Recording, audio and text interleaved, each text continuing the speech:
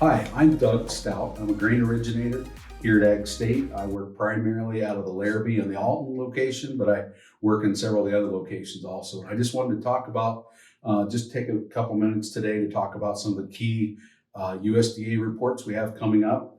The two primary ones are the WASDE report and the crop production report. The WASDE is the big one, comes out every month, and basically that's one of those big acronyms that stands for World Ag Supply and Demand Estimates. And with that, it's going to cover crops and livestock. It's also going to cover what the world and the U.S. supply and demand estimates will be. And it also gives us a full balance sheet of where we're at supply and demand globally, as well as the U.S. Primarily, the big one will come out on January 12th, and that one will cover the whole 2023 crop. And so that's a really important one. So, and then the second report to keep an eye on is what we call our crop production report, and that comes out monthly.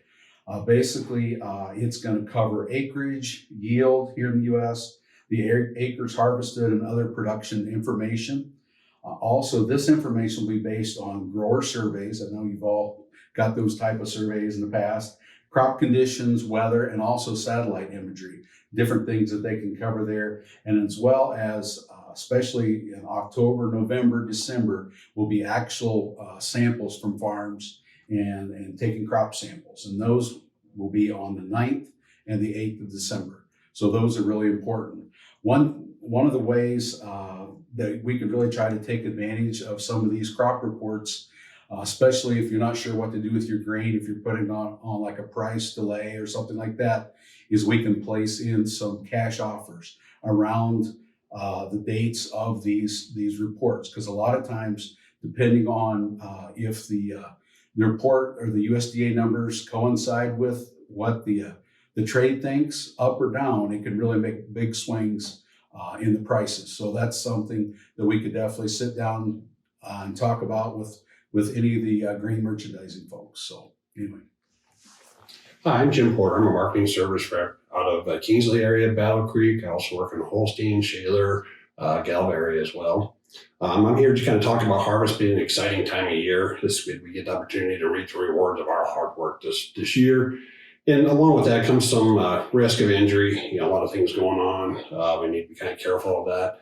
And just going to throw out kind of 5 easy safety tips just to remind everybody to keep safety top of mind during this time of year. The first one is just keep a first aid kit very handy at all times. If you happen to use something out of that first aid kit, just remember to always replenish it as soon as you can. Also recommend checking fire extinguishers. Actually, we have to check them. I recommend checking them twice a year. If you happen to use your fire extinguisher, please get it refilled right away. It's easy to forget that. Also keep well rested. I know it seems like that could be a tough thing to do this time of year, but it's a very important. Fatigue and often leads into injury this time of year as well. So very important thing is to keep children and animals away from working areas. I know children can be naturally curious about farm machinery, so it's just something to always kind of keep in mind, be aware where they're at all times.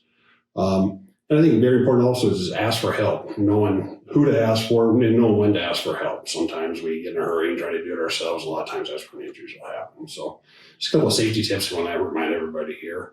A couple of just reminders as far as harvest, things going on. If you happen to be changing fields or you're delivering grain, please call ahead. Let them know you're going to change your numbers. You want to do any information you want to put on those delivery numbers. It's easy to do it ahead of time, so when you get to the scale, everything's ready, we can just service you more efficiently. Also, I recommend verifying scale tickets. Make sure when you get a scale ticket, you got the correct name. We got the correct name on there, correct splits, things like that. It's always easier to fix those things sooner than later. Also, probably the last thing is remember to get grain sold prior to the 20-day rule. If it does not get sold at 20 days, it will automatically go on open storage and start accruing storage. So we encourage people to always stay on top of that as best as possible. So other than that, we just wish AgState, here at AgState, we wish you to have a safe and bountiful harvest, and thank you for your business.